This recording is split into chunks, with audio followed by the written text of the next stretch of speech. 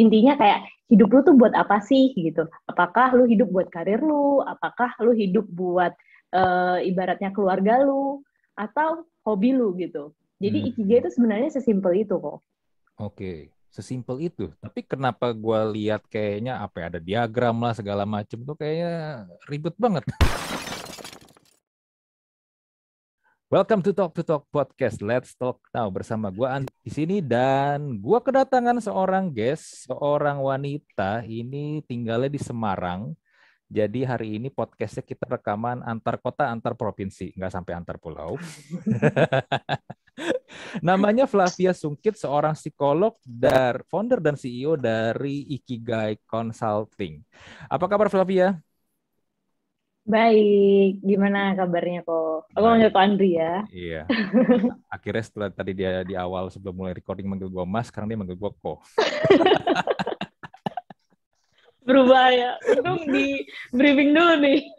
Nggak di briefing Kagak sih. manggilnya Pak gitu. Ya untung nggak manggil gua Pak lu. Gue sebenarnya mau dipanggil Mas, manggil Ko, nggak masalah. Lu panggil gua Om juga nggak masalah gitu. Tapi kalau gua manggil Pak, gue masih belum bisa. Makanya tadi, oh ya jangan Pak ya. Iya, gue masih belum bisa berdamai dengan kata dipanggil Pak gitu.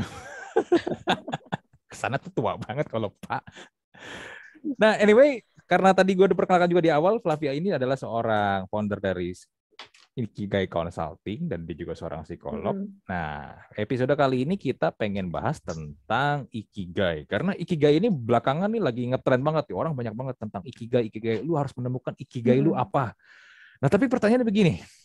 Gue sempat baca-baca, tapi ya gue Mm-mm. ada dapat sedikit gambaran, tapi jujur gue pengen menggali lebih jauh lagi dan gue yakin juga orang-orang yang dengerin podcast episode kali ini juga pengen tahu nih sebenarnya Ikigai itu apa sih?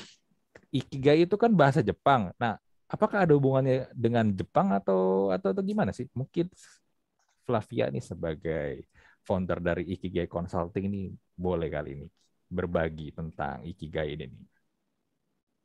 Oke, jadi ikigai itu memang dari bahasa Jepang. Hmm. Iki itu artinya life, kemudian gai itu artinya value, jadi value of life. Hmm. Jadi ikigai sendiri sebenarnya adalah sebuah konsep filosofi hidup dari Jepang gitu. Di Hmm. mana di konsep ini, di filosofi ini mengajarkan bahwa kita tuh sebagai manusia penting untuk punya yang namanya nilai hidup. Di Hmm. sini nilai hidupnya digambarkan dalam artian apa? Lu punya yang namanya sebuah makna dari keberadaan gitu. Hmm. Intinya kayak hidup lu tuh buat apa sih gitu? Apakah lu hidup buat karir lu? Apakah lu hidup buat ibaratnya keluarga lu? Atau hobi lu gitu? Jadi ikigai Hmm. itu sebenarnya sesimpel itu kok. Oke, sesimpel itu. Tapi kenapa gue lihat kayaknya apa ya, ada diagram lah segala macem tuh kayaknya ribet banget. Iya ribet Diagramnya banget ya. ada 4 diagram beririsan, di tengah-tengahnya ada ikigai. Nah orang kan sering ributin itu kan. Nah Mm-mm. pokoknya lu harus punya di 4 diagram ini lu harus ini Mm-mm. dapat nih ini. Lalu di tengah-tengahnya itulah itu ikigai lu. Berarti kan bisa dibilang Iya, value hidup lu tuh harus dimiliki harus ada harus empat ada hal empat, itu empat, gitu. empat hal itu kan. Nah, apakah harus seperti itu kah atau memang gimana? Kalau tadi lu menjelaskan seperti itu harusnya kan it's very simple. Semua orang kan punya Mm-mm. punya life value-nya masing-masing kan. Bener-bener. Jadi mungkin gue cerita dari historinya dulu kali ya, kok. Hmm. Gitu ya. Biar biar kita tahu nih historinya kayak gimana Hmm. gitu. Jadi Hmm. sejarahnya tuh sebenarnya Ikigai itu ditemuin sama seorang psikiater namanya Mieko Kamiya di Jepang juga gitu. Hmm. Nah, dia ngelakuin penelitian. Kenapa sih di Jepang itu kan harapan hidupnya tinggi ya, terutama di Okinawa. Hmm. Bisa harapan hidup mereka tuh bisa di angka 90, even ada beberapa yang sampai 100 tahun lebih gitu kan. Hmm. Nah, dia melakukan penelitian kenapa sih orang-orang ini harapan hidupnya tinggi gitu. On the other side, di kota-kota besar seperti Tokyo, Osaka, itu kan angka tingkat bunuh dirinya itu juga tinggi kan. Hmm. Jadi sebenarnya kayak ada dua fakta yang kontradiktif gitu. Nah, Hmm. pas dia melakukan riset, si psikiater ini dia nemuin bahwa ada perbedaannya. Ternyata orang-orang yang punya harapan hidup tinggi ini, mereka itu punya yang namanya ikigai, reason for being-nya. Sementara orang-orang yang lebih mudah stres dan akhirnya melakukan tindak bunuh diri itu, nah mereka itu kurang memiliki a reason for being. Artinya kayak mereka tuh nggak tahu hidup mereka buat apa, purpose mereka tuh buat apa sih, gitu. Nah, Kemudian berkembang lagi konsepnya. Akhirnya banyak melakukan penelitian dan sebagainya. Dan salah satunya yang 4 diagram itu. Jadi ada 2 orang. Ada bukunya kan, si Hector Garcia dan Miralles itu. Mereka ngelakuin penelitian lagi gitu. Jadi mereka ngelakuin penelitian ke Jepang. Kemudian mereka ngembangin lagi konsep. Jadi yang 4 diagram itu sebenarnya konsep turunan kok. Gitu. Nah, kalau konsep asli dari Jepang sendiri sebenarnya satu kalimat ikigai itu sesimpel lu punya makna dari keberadaan lu. Lu hidup tuh tahu buat apa gitu. Jadi yang 4 diagram itu sebenarnya bisa dipakai, tapi biasanya orang lebih ke karir gitu ya. Nah, ini juga menarik karena pas diteliti lagi nih, kalau berdasarkan penelitian lagi, ternyata memang ada perbedaan yang namanya konsep purpose di orang Jepang, ibaratnya di Eastern sama Western tuh berbeda gitu. Jadi kenapa sih konsep Ikigai itu dimaknai orang-orang Barat itu ya, mungkin di orang-orang Western itu kayak 4 diagram itu, karena mereka ngelihat yang namanya tujuan hidup tuh memang harus lebih terkait dengan lu mencapai apa, pencapaian hidup gitu ya. Kayak achievement lu tuh apa gitu. Sedangkan kalau orang-orang Jepang sendiri, mereka lebih melihat makna hidup tuh dari hidup lu sehari-hari. Even kayak misalnya lu hidup karena lu punya binatang peliharaan kesayangan itu nggak apa-apa gitu. Betul. Jadi mungkin ada perbedaan culture sebenarnya ya, dan konsepnya berkembang, jadinya keluar yang 4 hal itu gitu. Berarti yang tadi pengembangan sampai ada 4 diagram itu sebenarnya dibilang salah pun juga enggak, tapi itu hanyalah sebuah pengembangan dan juga karena culture antara Western dan Eastern yang berbeda, jadinya mungkin penerapannya juga berbeda ya, bisa dibilang begitu ya. Betul, betul. Jadi kalau misalnya konsep aslinya di Jepang tuh, kita tuh bisa punya ikigai itu banyak gitu kok. Jadi nggak hanya satu. Karena bisa jadi alasan hidup kita banyak kan, dan akan berubah seiring waktu gitu kan. Betul. Iya. Berarti sebenarnya kalau dibilang begitu, semua orang harusnya punya ikigainya masing-masing ya, tanpa mereka sadari dong. Misalnya gini deh, nggak usah jauh-jauh. Misalnya gue pakai contoh, misalnya driver ojol ya misalnya. Ya mungkin ikigai mereka adalah ya cari uang untuk menafkahi kehidupannya sehari-hari. Kalau dia udah berkeluarga, ya mungkin juga keluarganya. That's it kan. Mungkin as simple as that. Makanya dia keliling, dia ngambil orderan sana sini, mungkin sehari bisa 10 jam atau mungkin sampai 12 jam. Gue nggak tahu tapi rata-rata berapa. Tapi mungkin itu jadi ikigainya mereka tanpa mereka sadari kan sebenarnya. Betul banget kok. Dan ketika pas dari hasil penelitian itu ya, ketika orang-orang tuh kenapa mereka lebih mudah untuk bunuh diri gitu kan, atau punya pikiran buat bunuh diri. Mereka tuh nggak sadar bahwa mereka tuh sebenarnya hidup buat apa. Jadi kayak mereka kerja tuh kayak mungkin buat uang gitu, tanpa mereka sadari mungkin mereka tuh bisa bahagia dari dari hal-hal yang kecil gitu, yang bisa jadi ikigai mereka. Mereka nggak punya ibaratnya alasan yang lebih kuat untuk mereka tuh survive. Ibaratnya motivasi kali ya. Kalau kita mungkin bahasa sederhananya tuh motivasi internal gue tuh apa sih gitu buat survive gitu. Oke. Tapi sebenarnya menarik juga sih tadi kayak lu bilang di kota besar malah tingkat bunuh dirinya lebih tinggi dan orang pada bingung kenapa gue mesti ngapain sebenarnya dalam hidup gue. Apakah ini juga salah satu faktornya karena stres kah atau mungkin gaya hidup kah atau mungkin karena juga gini loh. Kadang ya kalau gue yang tinggal di kota Jakarta, banyak orang tuh kalau gue ajak ngobrol atau gue ketemu orang, ya kita ngobrol santai aja sebenarnya kayak gitu juga. Tapi kalau misalnya ditanya lu ngapain sih ngerjain beginian, kadang-kadang mereka juga nggak tahu. Mereka banyak yang menjawab atau berpikir ya orang lain kayak begitu, ya udah gue ngikut aja. Benar. Value-nya mungkin yang jadi bensin buat mereka kenapa mereka ngerjain itu yang nggak ada.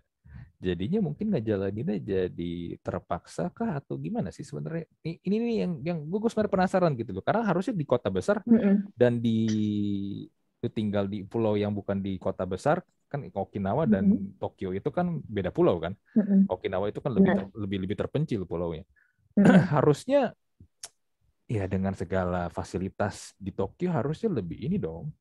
Lebih enjoy menikmati hidup. Lebih ngapa-ngapain aja sebenarnya ya. Ngapa-ngapain nih, logikanya ya. Iya, logikanya harusnya gitu dong. Karena memang kalau misalnya kita lihat lagi ya kok, memang lebih ngelihatnya dari tingkat stres kan. Tingkat stresnya kan tinggi gitu. Nah, di kota-kota besar itu, apalagi di Jepang mungkin di Tokyo dan Osaka itu kan mereka kan memang etos kerjanya tinggi gitu ya. Maksudnya mereka kerja itu kan very strict gitu kan. Jadi itu membuat mereka lebih mudah stres. Itu yang pertama. Kemudian perbedaan yang kedua yang memang membedakan ini juga membedakan konsep ikigai dengan konsep lainnya. Kalau misalnya kau pernah baca, mungkin ada Lagom dari Swedia, kemudian ada Hoga dari Denmark. Jadi setiap negara tuh biasanya punya nih yang namanya konsep filosofi hidup. Cuma dari Indonesia gue nggak tahu nih, atau belum ada gitu ya. Di Indonesia apa gitu kan. Kalau di Indonesia kayaknya nih, kalau di Indonesia mungkin yang penting komen dulu, mikir belakangan. Gotong royong mungkin ya. Jadi yang membedakan sebenarnya konsep ikigai juga dengan konsep well-being dan happiness dari negara lain itu adalah di support system gitu. Jadi sebenarnya nih kalau kita tarik lagi, kalau gue tuh orangnya suka lihat dari hasil riset ya loh. Jadi kalau kita lihat lagi dari hasil riset, ikigai itu yang membedakan adalah dari hasil penelitiannya ketika kita ibaratnya beresonansi dengan antara satu, kan kita namanya manusia makhluk sosial ya. Ketika misalnya kita berbuat baik sama orang lain atau kita punya support system, circle yang mendukung kita. Nah, itu sebenarnya baik untuk kesehatan mental kita dan juga baik untuk ngebus hormon-hormon 4 hormon bahagia, kemudian juga mengaktifkan bagian otak kita yang bagian untuk prefrontal lobe yang mengelola emosi gitu.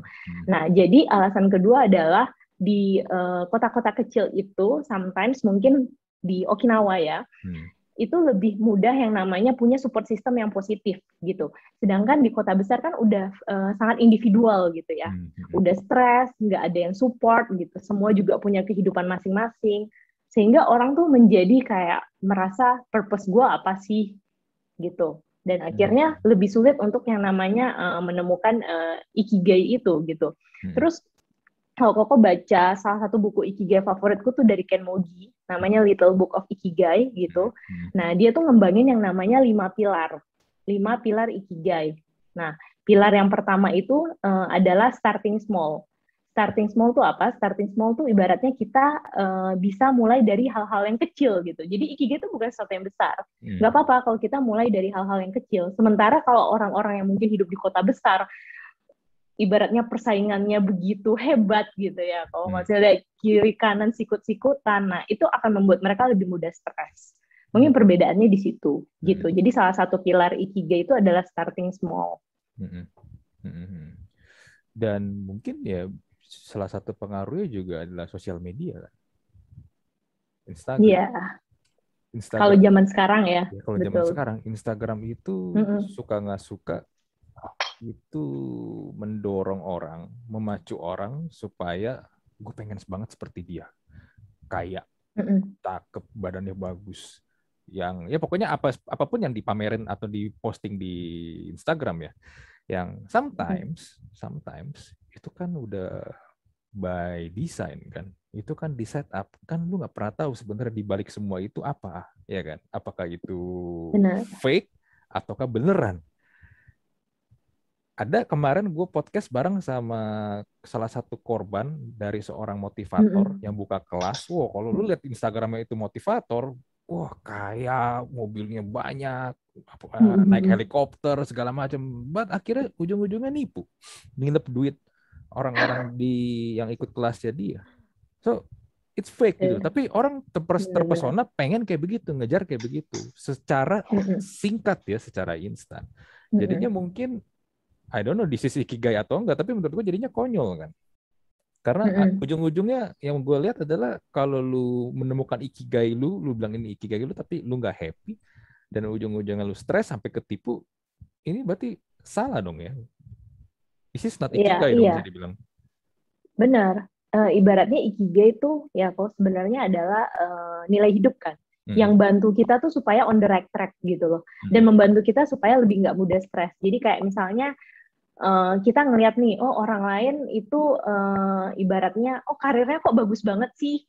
Misalnya gue deh, ada katakanlah, gue ngeliat, oh karir orang kok bagus banget sih, dia di ibu kota, gue sekarang udah di Semarang gitu kan. Mungkin karir gue nggak bisa sebagus orang-orang di Jakarta gitu misalnya.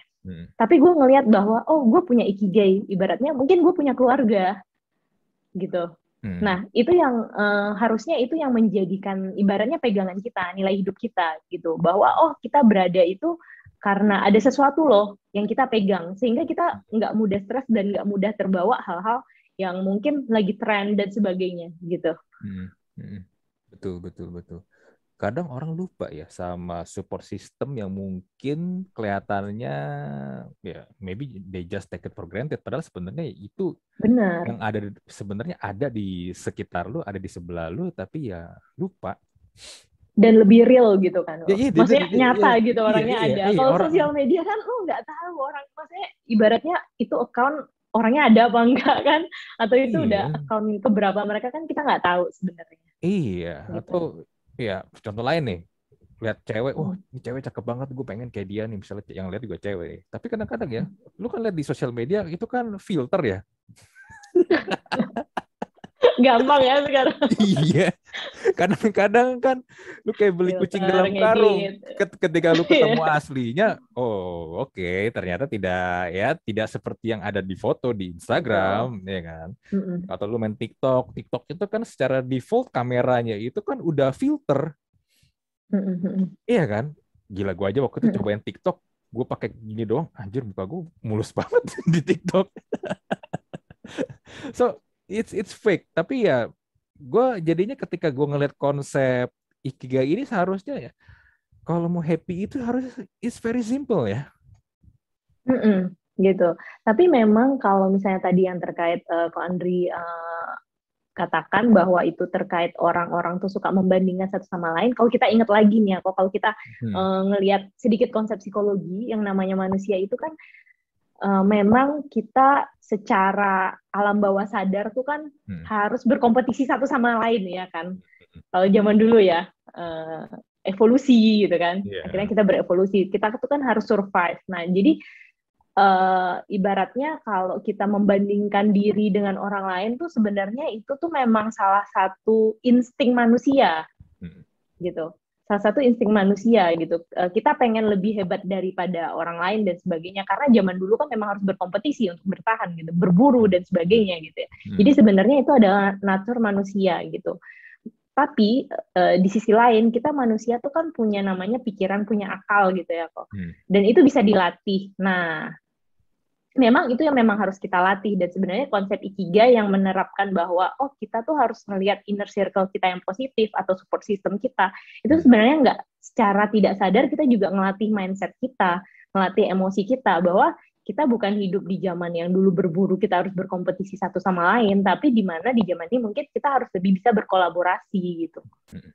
Benar-benar setuju gue, berkolaborasi benar, apalagi di ini ya, kalau gue sebagai content creator kolaborasi sih. Ngapain ngiri-ngirian atau menjatuhkan channel lain atau mungkin podcast lain kalau gue misalnya diri gue ya buat apa ya, yang mungkin lebih enak kita kolaborasi satu sama lain kan, saling bantu. Betul. Bahkan ya kok kalau di konsep ikigai salah satu pilarnya itu istilahnya adalah harmony and sustainability. Jadi kita tuh nggak hanya selaras dengan manusia, bahkan dengan lingkungan. Konsep ikigai itu seharmoni itu gitu ya.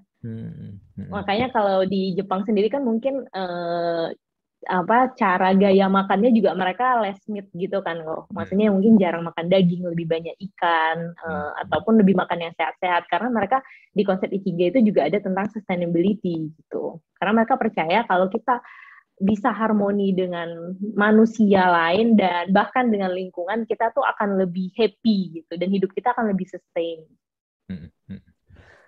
Nah, cuman gue penasaran nih, ini kenapa ikigai ini jadi tren banget, jadi booming banget sih. Tapi kan lu juga udah bilang tadi sebenarnya konsep ini udah lama banget kan di Jepang diterapkan. Udah lama. Tapi kenapa baru belakangan ini jadi booming sih? Jadinya kayak kesannya ini tren baru nih. Kalau lu mau sukses, lu harus ikigai gitu pokoknya. Iya. Padahal ikigai bukan resep sukses ya, bro. Tapi Iya, adalah sebuah filosofi hidup gitu. Tapi iya. seakan-akan itu jadi kayak resep sukses gitu. Hmm. Nah, ini sebenarnya kalau gue pribadi, gue kenal konsep ini tuh di tahun 2017-2018 Hmm. gitu. Cuma mungkin kayaknya baru 1-2 tahun ini ya lagi hype. Hmm. Nah, itu tuh sebenarnya gara-gara ada buku si Hector Garcia dan Miralles itu yang dia bawa konsep 4 itu loh. Oh, yang tadi lu bilang ya. Hmm. Jadi ya mungkin kalau Western people membuat sesuatu booming tuh lebih cepet gitu ya. Hmm. Gue nggak tahu sih mungkin di internet dan sebagainya gitu. Tapi kalau konsep ikigai aslinya tuh dari Ken Mogi. Kalau Hmm. mau baca bukunya ya kok. Pengen sih, Mm-mm. temen gue belum beli. Karena gue sebenarnya di buku juga banyak yang lagi Bagus, antri. Oh, lagi ngantri ya. Biasa beli gak dibaca. Bukan nggak Bacanya nanti. bukan nggak Beli dibaca, aja dulu. gue baca itu memang tipikal orang yang agak lama kalau nyelesain satu buku ya, karena gue memang baca gue Iya, yeah, nikmatin, yeah. bukan yang gue dikejar harus dikejar Oh, deadline gitu, gue oh iya, iya, harus iya, harus iya, iya. kelar Iya, iya. cepet. Gue terakhir kali beli bukunya Robin Sharma malah belum gue Oh, Robin Sharma. Ya, ya ya, bagus malah, juga itu. malah belum gue buka plastiknya itu masih ini. Mm-mm. Gue buku sih basically sebenarnya banyak dan masih numpuk, jadi gue masih ini juga. Iya, maksud gue kayak numpuk dibacanya nanti ya, mending beli dulu. Iya bener, gue mending beli dulu daripada ntar bukunya nggak ada. Iya kan? Kadang-kadang Iya. susah-susah carinya. Nah, teman tadi kan lu sempat bilang ada 5 pilarnya Ikigai ya, yang tadi Ikigai, lu sebut yang pertama adalah start small. Nah, gue penasaran nih, empat start small. empat pilar lainnya Part apa sih? lainnya. Hmm?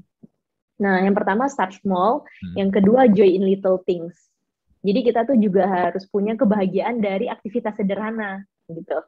Hmm. Biasanya kalau ini di Ikigai diterapin, lu punya morning routine nggak yang bisa bikin lu happy dan ibaratnya lu jadi punya energi di pagi hari dan lu bisa kerja dengan lebih optimal dan produktif gitu. Makanya di Ikigai juga sangat suggest kita buat jadi morning person gitu ya, bangun pagi lu nggak langsung mandi kerja gitu, tapi mungkin lu bisa, mungkin lu olahraga atau mungkin lu baca buku atau lu bisa ngapain aja yang bikin lu happy gitu.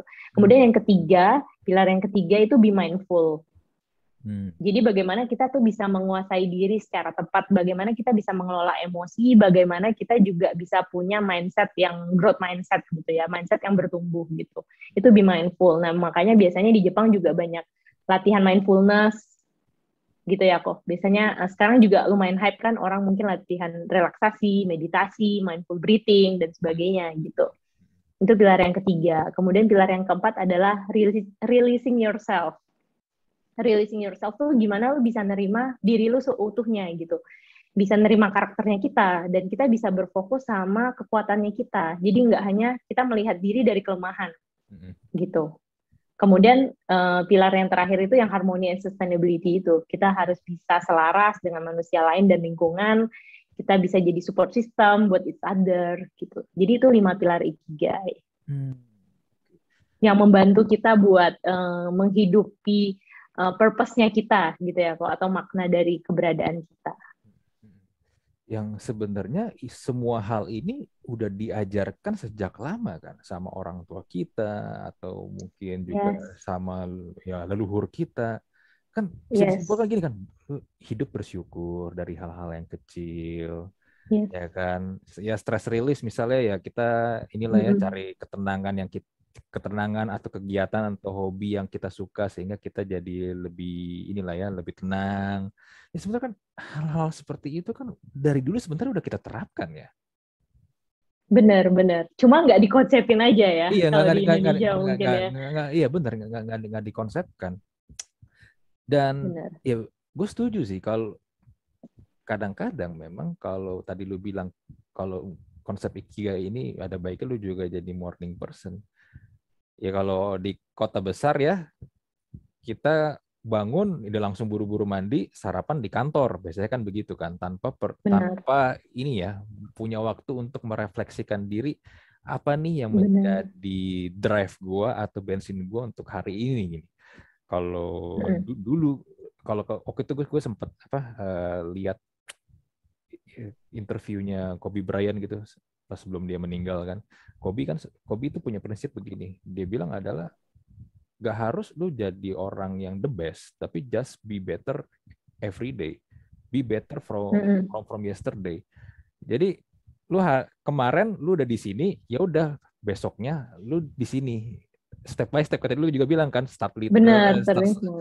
starting small, pelan-pelan. Tapi ya lu jadilah versi diri lu yang lebih baik dari yang kemarin aja. That's it gitu. Cukup, nggak perlu yang sampai lu hari ini di sini tiba-tiba naiknya gede banget, lu bisa jadi orang super kaya. Lu nggak. Benar, It takes proses kan sebenarnya kan. benar. Kalau yang di konsep Ikigai itu ada satu istilahnya, biasa mungkin kalau Anda juga pernah dengar Kaizen ya. Oh iya, Kaizen Kaizen. kan juga improve kan, step by Hmm. step gitu. Nah itu sebenarnya part of starting small itu juga sebenarnya. Hmm. Hmm. Dan benar, sebenarnya balik lagi, Ikigai itu bukan resep sukses, tapi adalah sebuah filosofi hidup yang bantu kita tuh biar lebih memaknai hidup, kemudian lebih bersyukur, Hmm. kemudian lebih bisa happy gitu, nggak mudah stres mungkin karena ya sekarang orang mungkin udah memperlihatkan kehebatannya gitu atau Hmm. pencapaiannya gitu ya. Jadi mungkin konsep ini juga lagi hype sih kok, karena mungkin ini membantu kita untuk lebih slow down gitu ya, Hmm. Betul. untuk bisa lebih bersyukur dan ya bisa melihat orang-orang yang real aja di sekitar kita gitu. Mm-mm, mm-mm. Karena kan kalau sekarang juga lagi rame tentang mental health issue ya, tentang Benar, kesehatan mental segala macam. Menurut gua sebenarnya dengan konsep ikigai ini nih kalau diterapkan nih harusnya akan bikin orang stresnya juga berkurang ya. Gua nggak bisa bilang stres nggak ada sama sekali ya. Kita stres benar. stres berkurang, hidupnya juga lebih happy, juga bisa lebih Mhm. mungkin gampang gini ya. At least tuh tarik napas, lepaskan, ya coba lihat dulu apa nih, oke tenangin diri, oke baru jalan lagi. Benar, benar. Itu. Benar. Jadi that's why gue suka sama konsep Ikigai ini dan gue rasa pas gitu. Maksudnya gue sebagai psikolog pun Hmm. kenapa gue membawa konsep ini gitu kan. Maksudnya gue menjalani konsep ini karena menurut gue kayak ya udah kita sebagai manusia tuh memang ketika kita jalani konsep ini ya kita tidak akan lebih banyak drama gitu loh di dalam hidup gitu kan. Hmm. Kita akan lebih realistis dan lebih menghargai apa yang kita punya gitu. Hmm. Betul, betul, betul, betul. Konsep yang bagus banget sebenarnya. Ini sebenarnya boleh dibilang anti ini ya, anti teorinya dari ya tadi yang sempat kita bahas, sosial media, segala kemewahan, segala pamer dan ya yang gila-gilaan lah pokoknya yang kita lihat Bener. sehari-hari di handphone kita ya. Ini sebenarnya anti teori dari itu semua kan sebenarnya. Betul. Hmm. Malah ini lebih mungkin gue suka dengan ibaratnya konsep salah satu konsep turunan lagi ya kok Hmm. dari Ikigai. Itu ada yang namanya konsep wabi-sabi. Apa tuh Wabi? Wabi-sabi itu artinya adalah perfection in imperfection. Hmm. Kesempurnaan di dalam ketidaksempurnaan. Hmm. Jadi dia tuh membawa sebuah seni di Jepang, itu Hmm. namanya kintsugi art, Hmm. itu dimana vas yang pecah itu nggak dibuang. Jadi vas yang udah pecah, yang udah retak itu, mereka lem lagi pakai lem emas. Hmm. Jadi sebuah seni. Jadi mereka melihat bahwa kita tuh seperti manusia tuh sebenarnya adalah seperti vas yang retak gitu kan. Hmm. Nggak ada yang vas yang utuh gitu. Dan sebenarnya itu kan menunjukkan bahwa kita tuh bukan manusia yang sempurna, tapi kita bisa menjadi sebuah seni yang indah Hmm. Hmm. Hmm. gitu. Dengan ya mungkin kita kalau di kintsugi art itu kan vasnya dilem pakai emas gitu. Tapi mungkin kita di manusia apa? Mungkin kita bisa improve diri, kemudian mungkin kita bisa lebih berbuat baik dan sebagainya gitu. Hmm. Itu Betul. adalah salah satu filosofi yang dalam Ikigai juga sih. Hmm. Itu cara berpikir orang tua kita dulu loh. Kalau ada barang di rumah Iya, rusak, nggak langsung dibuang kan, nggak langsung dicari yang baru kan. Karena mungkin banyak faktor juga, salah satu faktornya faktor ekonomi kan, nggak bisa beli yang baru. benar. Jadi dibenerin dulu. Kalau tadi kan contoh Iya, dikasih lem ya kan. Pokoknya selama barangnya ini masih bisa dipakai, ya kita gunakan lagi gitu. Beda kalau sekarang kan. benar. Kalau sekarang rusak, ya Lem udah biru sekarang ya ya. lem biru, Bu. Lem Cari yang ini. Tapi gini, ini gue setuju sih. Gue pun sebenarnya sampai sekarang masih gue terapkan gitu loh. Gue gue kalau memang lihat ada barang ya masih bisa gue pakai dan memang masih bisa optimal, why not gue harus ganti yang baru dan yang masih gue pakai ini gue buang. Contoh gini deh handphone. Lo tau nggak handphone gue pakai apa? Handphone gue sekarang. Yang gue pakai ini masih Asus Zenfone 3 2017-2016. Sekarang 2021. Luar biasa, masih awet ya. Karena masih bisa gue pakai.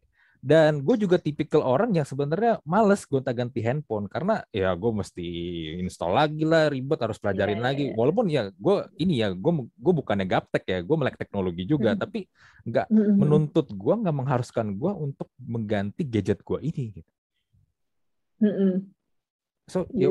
ya udah, gue masih pakai sampai sekarang, orang masih bisa jalan kok. Gue Luar biasa. mau main game pun Kok misal, handphone gue kayaknya cepet rusak ya. Ya gue ganti kalau rusak sih. Kalau iya gue iya juga nggak akan ganti kalau nggak sampai itu rusak gitu. iya. Kudu rusak dulu baru ganti. Iya, gue mungkin masih ini kali ya, masih menggunakan prinsip ini kali ya, orang tua, orang-orang lama ya. Gue kayak tadi kan gue juga Mm-mm. sempat bahas, kita sebelum mulai kan ya gue udah hampir 40 juga kan.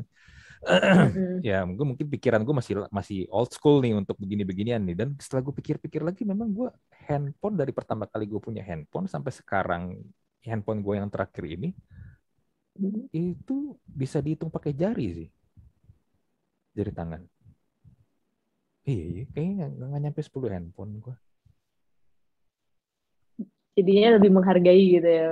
Iya, buat gue kalau bisa dipakai ya udah ini. Se yang lucu ya, yang lucu gini. Dulu kan sempat gue kasih ini kan ya, kayak tempered glass gitu kan. Tempered glassnya rusak. Mm. Kesannya jadi udah jelek kan. Tempered glassnya rusak, ada Mm. retak-retak dikit. Terus gue buka, gue ganti lah tempered glass yang baru. Pas gue lihat lagi, ih kayak baru ya. Benar-benar. Ya itu kayak konsep Wabi-Sabi tadi ya. Iya, Nggak iya. perlu ganti semua ya. Kadang Iya, mungkin yang ini aja, yang rusak aja yang diganti, iya. yang ditempel. Dan ini juga mungkin ya, ini nih kalau gue coba ini ya, connecting the dot ya. Ini juga yang mungkin yang kalau kita lihat orang tua kita dulu itu hampir gak pernah bercerai. Hmm. Iya nggak sih?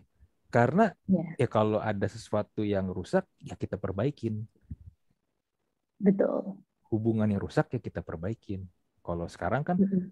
nggak cocok dikit, ya udah cerai aja deh. Lebih gampang gitu ya Iya, untuk. it's easy. So bisa dibilang sebenarnya Ikigai ini seperti kita balik ke ini nggak sih? Kita balik ke prinsip hidup kita yang sebenarnya di awal-awal, atau bisa dibilang kayak Mm-mm. gitu nggak sih? Sebagai seorang manusia seutuhnya pada awal-awal ya, terlepas kita udah Mm-mm. kena pengaruh gadget, teknologi, dan kemajuan zaman ya. Bisa dibilang kayak gitu nggak sih? Mm-mm. Iya, mungkin kalau tadi ini udah diskusi sama Ko Andri juga, gue Hmm. pikir-pikir iya juga sebenarnya, karena kan Hmm. Ikigai juga konsep yang lama, Hmm. juga ibaratnya berkembang dari culture-culture-nya mereka, ibaratnya gitu kan, Hmm. dari kebudayaannya mereka, dan itu kan pasti tradisi ya, Hmm. banyak tradisi yang akhirnya dipertahankan sampai sekarang gitu. Jadi gue setuju sih. Tapi yang menarik sebenarnya adalah kalau gue ngelihat masyarakat Jepang gitu ya, Hmm. mereka tuh tetap bisa menerapkan tradisi-tradisi tersebut, tapi mereka juga on the other side juga maju gitu. Hmm. Bener. Secara Bener. teknologi ya kan, Hmm. kemudian secara maksudnya mereka juga nggak yang ketinggalan gitu Hmm. loh. Hmm. Jepang itu adalah salah satu negara yang sangat-sangat keren menurut gue mempertahankan historicalnya mereka sih. Benar, benar. Mereka Dan modern mereka, tapi historinya bagus banget. Ke tempat-tempat yang betul, masih bersejarah, yang masih ini, mereka rawat banget. Itu keren banget sih kalau Jepang. betul. Dan kalau Ko Andri baca bukunya si Ken Mogi yang Little Book of Ikigai, dia justru mulai dari membahas kereta cepatnya Jepang, Shinkansen. Shinkansen. Heeh. Heeh. Mm-mm. Dia membahas di mana waktu pas zaman ada Shinkansen itu di Eropa itu nggak ada gitu kan. Heeh. Jadi Jepang tuh kan negara yang pertama kali membuat kereta cepat Heeh. di dunia gitu. Di mana di zaman itu nggak ada yang kepikiran gitu. Heeh. Nah, Shinkansen Project ini itu mereka tuh jadiin mindset buat mereka kok. Heeh. Namanya adalah Shinkansen Thinking. Heeh. Jadi mereka itu juga di konsep Ikigai juga nggak apa-apa. Lu buat punya sesuatu yang besar, lu punya big purpose, lu punya mimpi, it's okay gitu. Heeh. Tapi cara lu mencapainya gimana? Tadi starting small, Heeh.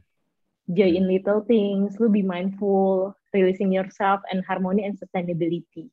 Heeh. Dan menurut gue ini sangat menarik ya ketika baca buku ini. bukan berarti ketika kita slow living atau kita hidupnya isinya bersyukur terus kita akhirnya nggak maju-maju gitu, nggak Iya juga benar. gitu. Iya. Kan kadang gitu ya udahlah, gue gini-gini aja nggak apa-apa, yang penting gue bahagia gitu kan. Iya, nggak. Padahal enggak, kalau di Ikigai juga benar, di Ikigai juga ya kita juga harus punya purpose, dan mereka balik lagi karena mereka orangnya suka dengan tradisi budaya dan sebagainya ya, filosofi, mereka ngambil uh, sisi constant thinking ini sebagai mindset mereka untuk bisa terus tetap maju gitu. Mm, mm. Bener, bener, bener. Sebuah kombinasi yang bagus sebenarnya.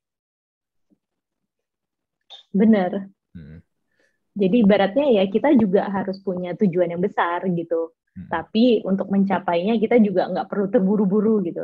Maksudnya kita punya, ibaratnya kita setiap orang punya kapasitasnya masing-masing ya. Jadi nggak perlu membandingkan diri dengan yang lain gitu. mm.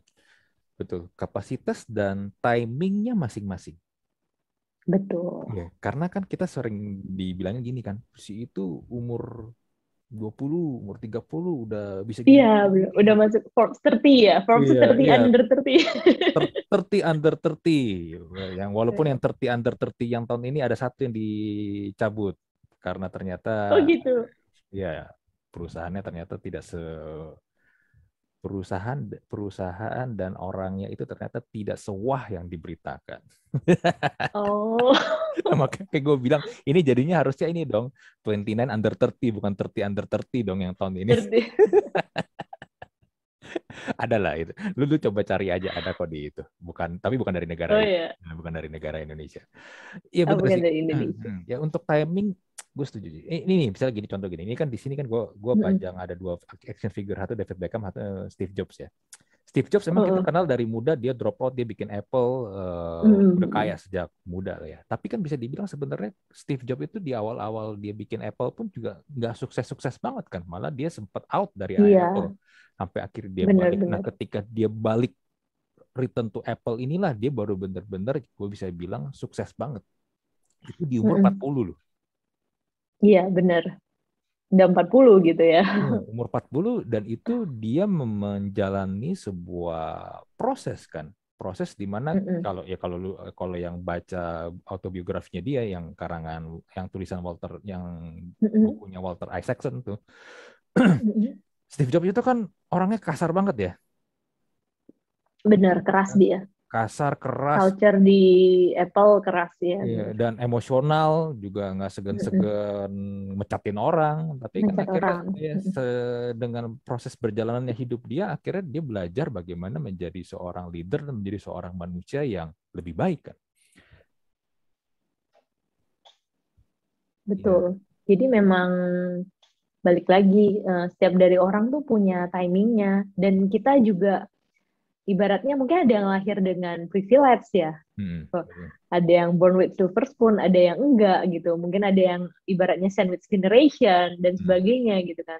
Masing-masing kita kan punya background yang beda-beda gitu. Makanya balik lagi ke sosial media, kalau kita ngelihat si orang ini mungkin udah di sampai angka 10, ya dia mulainya dari angka mana gitu kan. Nah, sementara kita mungkin mulainya dari angka mana. Mungkin kita nggak nol. Bahkan mungkin ada beberapa orang yang mulai dengan minus gitu ya. Jadi benar sih, aku setuju banget bahwa nggak hanya kapasitas, jadi timing juga setiap orang beda-beda gitu. Nah, once kita punya si ikigai, nah ini yang bantu kita buat lebih on the right track gitu.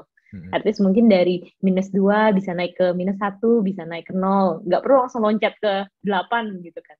Betul. Dan gue yakin kalau misalnya ada orang sampai loncat ke 8 juga nggak bakal siap dia. Pasti terkaget-kaget. Yeah. Andai kan terjadi pun gue yakin pasti terkaget-kaget. Kayak misalnya orang yang nggak pernah pegang duit 1 Jet lag miliar, gitu ya. nggak pernah pegang duit 1 miliar, tiba-tiba dapat 1 miliar, gue yakin nggak nyampe 1 bulan 1 miliar itu pasti habis. Karena belum siap. Benar. Iya kan? Benar. Karena belum siap. Nah sekarang gue pengen nanya nih, lu kan sekarang bikin Ikigai Consulting ya? Di Semarang nih, dan tadi di awal sebelum kita mulai recording lu cerita kalau lu ikut suami sebelum lu kerja di Jakarta. Nah, lu proses perjalanan lu sampai akhirnya lu bikin Ikigai Consulting ini gimana sih? Berarti kan lu bilang lu psikolog. Berarti lu ini dong kuliah psikologi juga dong. psikologi. Jadi, nah ini juga menarik sih. Jadi sebenarnya kenapa Ikigai Consulting ada sebenarnya juga dari perjalanan hidup pribadi gitu. Nah, Ya, kok. Jadi, jadi gue tuh terlahir di keluarga Chinese yang sangat ibaratnya lo harus bisa, lo harus sukses gitu ya. Di Pontianak gitu. Gue kuliah S1 di Jogja sampai S2. Jadi gue S1 di Universitas Sanata Dharma, gue lanjutin profesi psikolog dan S2 di UGM di Jamada, Jogja. Terus akhirnya gue sempat kerja ke BUMN gitu. Gue kerja di BUMN di Krakatau Steel di Cilegon gitu. Terus itu gue jadi asesor. Gue sempat jadi asesor nih kalau gue jadi asesor di Pertamina, di beberapa BUMN deh gitu ya, talent asesor. Kemudian after itu ya gue sangat enjoy dengan kerja ya. Kayak menurut gue tuh waktu itu mungkin ikigai gue adalah karir gue gitu kan. Terus gue pindah ke sebuah perusahaan nasional di Nutrifood sebagai HR. Gue di situ sebagai HR. Karir gue oke, pokoknya lancar banget lah gitu kan. Gue masuk pipeline company dan sebagainya gitu.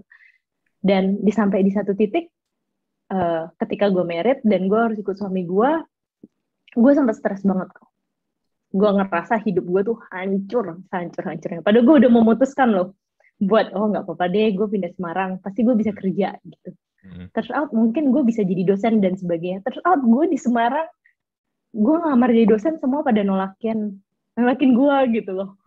Gue kayak hidup gue tuh kayak di ibaratnya banting banget, kayak gue ngerasa gue di Jakarta karir gue oke, masa sih gue ngelamar di dosen nggak dia mau nerima gitu.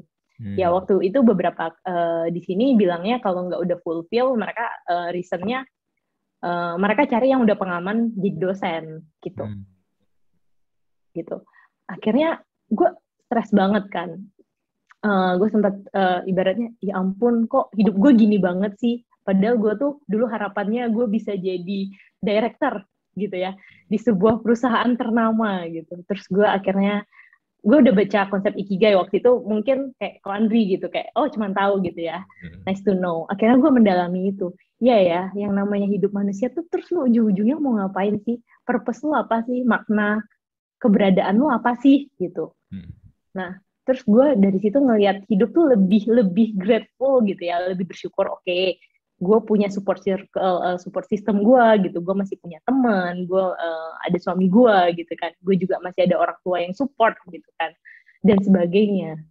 Nah, dari sini kemudian gue mulai ibaratnya ngerintis lagi gitu ya. Jadi gue mulai untuk konselingin orang satu persatu gitu. Jadi dulu tuh ya waktu gue kerja di Jakarta, gue kan memang suka konselingin orang, tapi di company kan gue kerjanya ya 9 to 5 lah gitu ya. Jadi Sabtu Minggu kalau orang-orang nge-mall, gue volunteerin konselingin orang ke kafe, kadang nggak dibayar karena gue hobi gitu kan. Lu bikin janji gitu?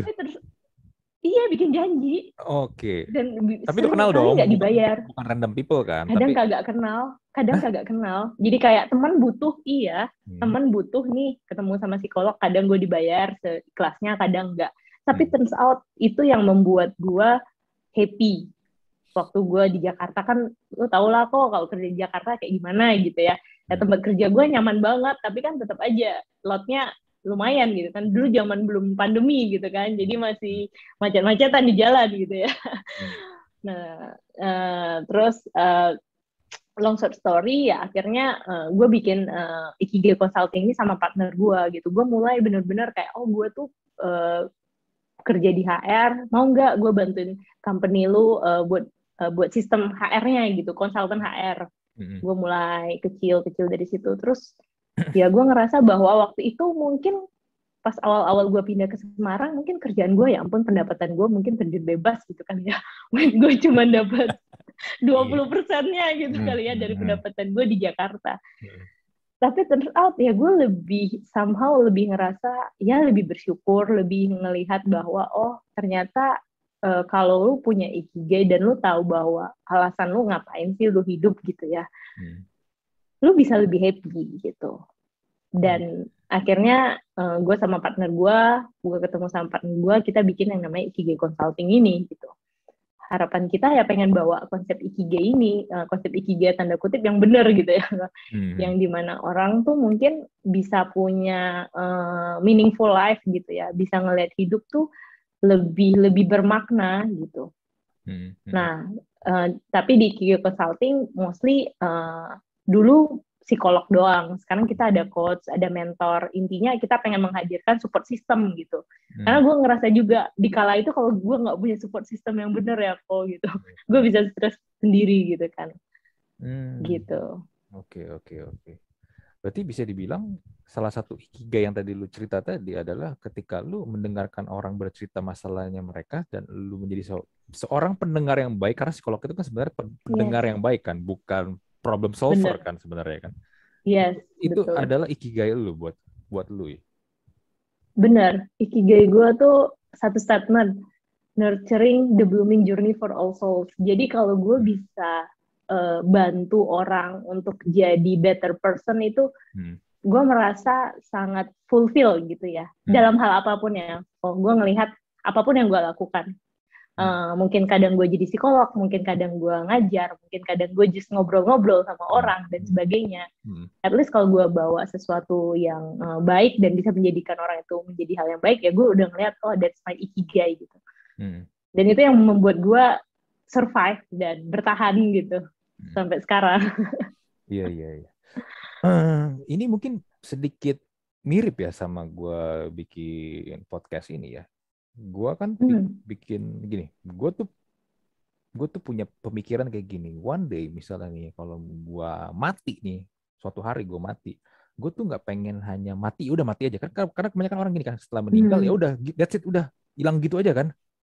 Berasa nggak sih kadang-kadang kalau misalnya ada teman kita meninggal atau siapa kita meninggal, abis ya mungkin kita masih ingat dia saudara kita, dia teman kita, tapi ya udah gitu aja kan? Tapi kita nggak ada legasinya gitu ya. ya. Nggak ada legasinya. Apa sih yang karya atau sesuatu atau perbuatan yang orang ini udah lakukan ke banyak orang atau mungkin ke beberapa orang yang orang ingat, oh kak ini loh yang dikerjain sama si ini sebelum dia meninggal atau ketika dia masih hidup. Kalau balik lagi ke Steve Jobs, misalnya Steve Jobs ya mau ngomong apapun tetap aja legasinya adalah Apple gitu. Semua orang pasti kalau ngomong Apple ya Steve Jobs nggak bisa jauh, nggak akan pernah jauh-jauh kan. Nah itu yang jadi juga pemikiran buat gue gini. Gue tuh pengen bikin sesuatu, tapi apa ya? Dulu itu gue suka nontonin talk show kayak misalnya Oprah Winfrey atau mungkin sekarang kan kalau yang lebih kalau sekarang kan yang ngetrennya kan late night show kan kayak James Corden atau Jimmy Kimmel segala macam kan. Gue suka dengan acara-acara talk show kayak begitu, atau mungkin kalau di Indonesia kayak Kick Andy gitu.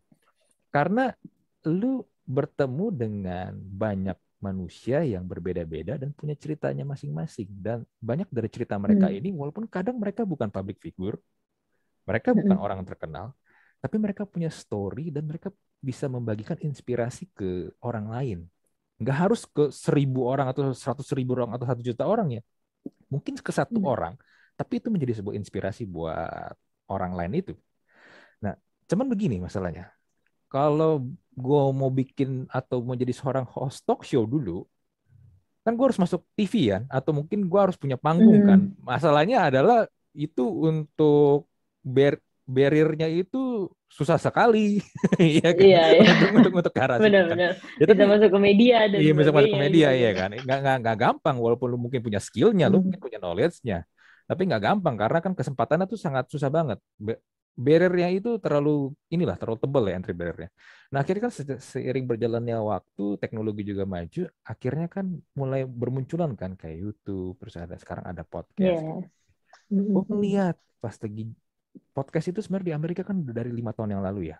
Udah di Amerika dan di Inggris itu podcast itu udah menjadi sebuah industri yang maju banget. Lu kalau search di LinkedIn, lu akan banyak melihat company-company itu emang khusus, emang dia itu podcast. Company itu podcast itu sebuah company, dan juga banyak profesi itu podcaster.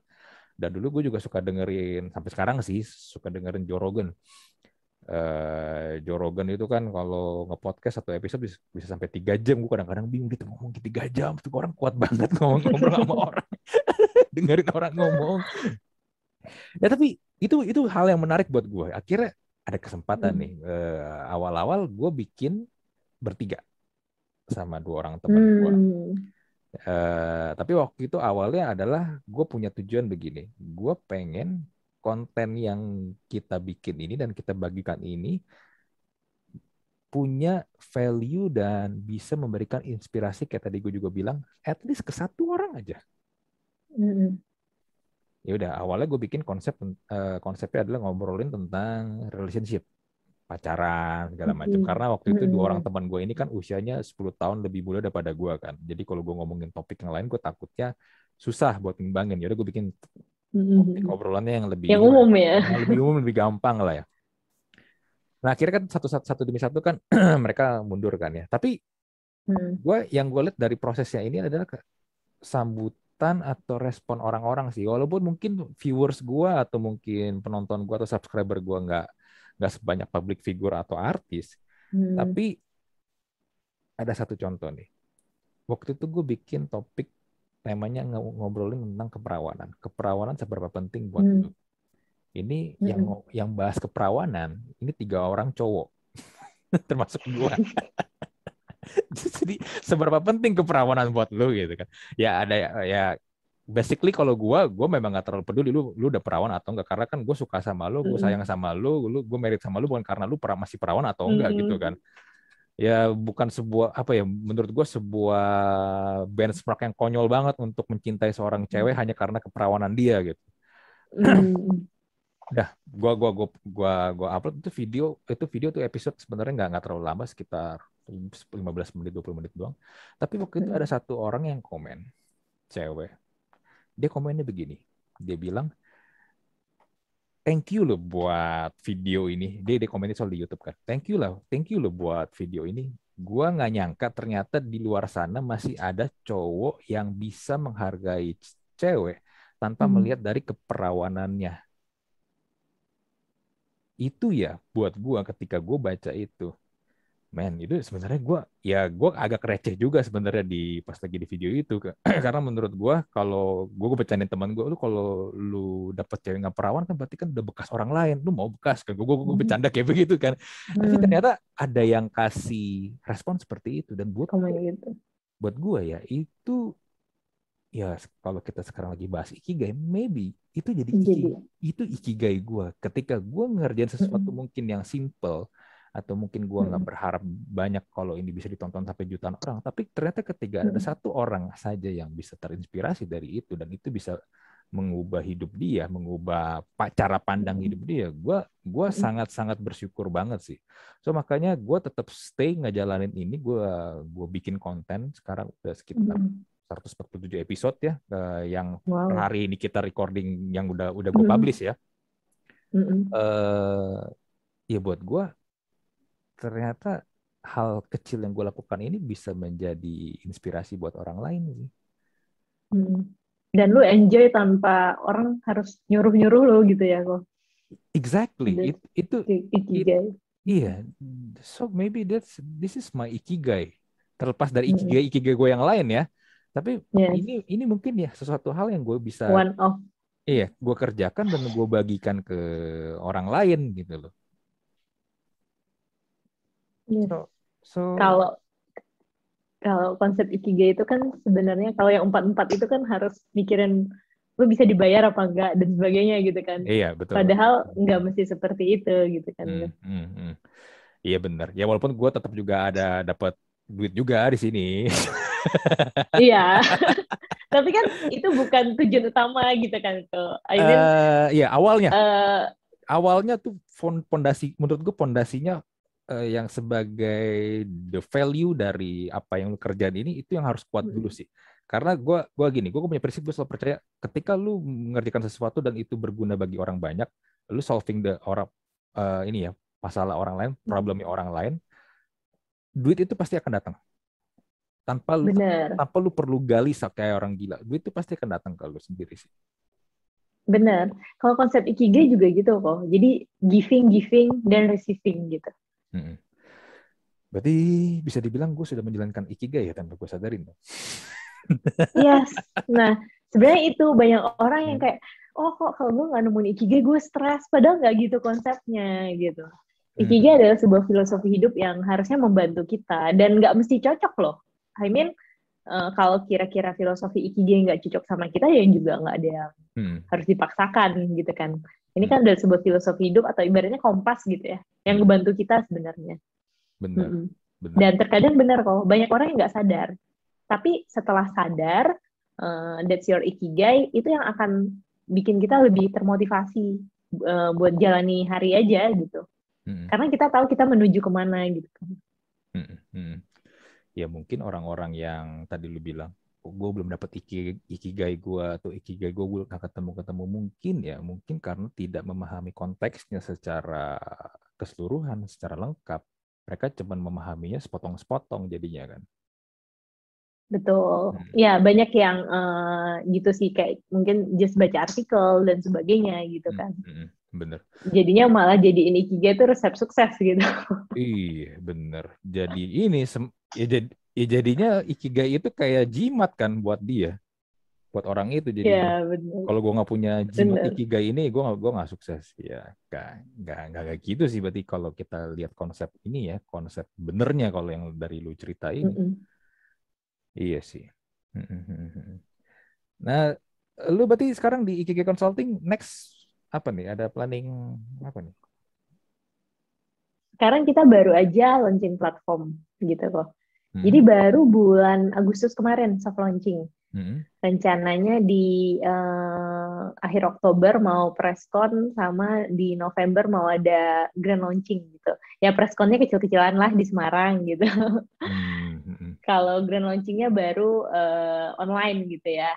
Karena kita kebanyakan kami bilangnya expert kami itu sensei gitu. Sensei bahasa Jepangnya kan guru Guru, ya, guru. sensei, mentor gitu. Hmm. Sensei, kebanyakan sensei-senseinya kan juga nggak di Semarang doang, ada yang di Jakarta, ada yang di Bali dan di mana. Hmm. Jadi ya kalau gue pribadi tuh gimana caranya bisa bikin ibaratnya support system sih, kayak orang mungkin butuh bantuan di bagian hidup yang mana gitu. Kita Ikigai Consulting tuh menyediakan itu, provide itu. Jadi Hmm. kita ada 4 gitu kok. Jadi ada yang personal well-being, kalau lu butuh bantuan psikolog buat mental health lu, Hmm. buat mindset lu, buat emosi lu. Kemudian kita juga ada di bidang karir and leadership, Hmm. buat teman-teman yang lagi mungkin bergelut sama kehidupan karirnya gitu. Hmm. Terus kita ada di family juga kok. Jadi Hmm. ada, kalau mungkin ada yang, kita ada psikolog anak, ada parenting dan sebagainya. Jadi sometimes kan Ikigai kan nggak hanya tentang hidup berkarir dan diri sendiri gitu kan. Hmm. Sometimes juga ada tentang family gitu. Dan satu lagi kita ada workshop-workshop gitulah, workshop-workshop seperti art terapi, mungkin bagaimana cara bikin lilin, aromaterapi dan sebagainya gitu. Hmm. Yang bikin hidup kita bisa lebih berwarna dan nggak tiap hari ke hari cuman itu doang kerjaan kita Hmm. gitu. Hmm. Hmm. Itu sih dari Ikigai Consulting yang sekarang memang lagi gue sama tim kerjakan Hmm. gitu.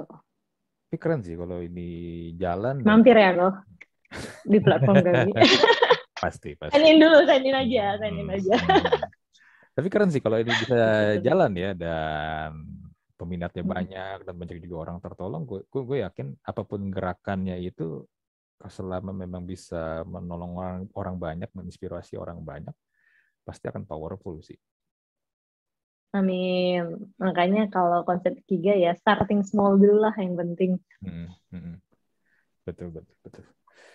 Oke deh, to be honest ya, ini obrolan hari ini nih, obrolan di episode kali ini gue banyak banget dapetin insight loh tentang ikigai ini, dan ternyata yang bisa gue simpulkan, ikigai itu bukan adalah sebuah jimat atau cara lu menjadi seorang yang sukses atau kunci sukses, tapi ya it basically is your life value kan.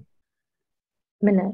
Your life, dan apapun life value lu itu, ya semua orang pasti punya masing-masing, tanpa lu harus ngelihat kiri kanan, si ini value-nya A, dia B, ya belum tentu lu A dan B, bisa jadi lu C. Dan ya lu yang harus menemukan sendiri kan, bukannya orang lain yang menyuruh atau mendikte lu supaya ikigai lu ini kan. Iya, betul, Ya, betul. ya, ya. Dan yang paling penting adalah hidup happy dan bersyukur ya, menjalankan ikigai lu ini. Ya ini yang penting banget sih, happy dan bersyukur. Oke deh, thank you banget buat Flavia obrolan hari ini, buat insight-nya. It's nice talking to you. Thank you juga Ko Andri udah mengundang gue ke sini. Iya, nanti Jadi gue juga jadi dapat insight nih. Kayak, oh iya ternyata Ikigai tuh kalau dilihat-lihat kayak filosofi hidup orang tua kita mungkin ya. iya, gue juga Gitu yang gue pikir iya gue juga jadi ya. kepikiran soalnya gara-gara lu tadi banyak kasih beberapa contoh soalnya. Iya, iya. Ya, kita close dulu lah ya episode kali ini. Ini sudah 1 jam lebih. Kalau diterusin mulu nih, kayaknya episodenya akan nggak kelar-kelar nih. 3 jam. Oke, thank you Ko Andri Iya, for sama-sama. having me. Oke, gua Andri dan Flavia mohon pamit. Kita jumpa lagi di Talk Talk Podcast episode berikutnya. Bye.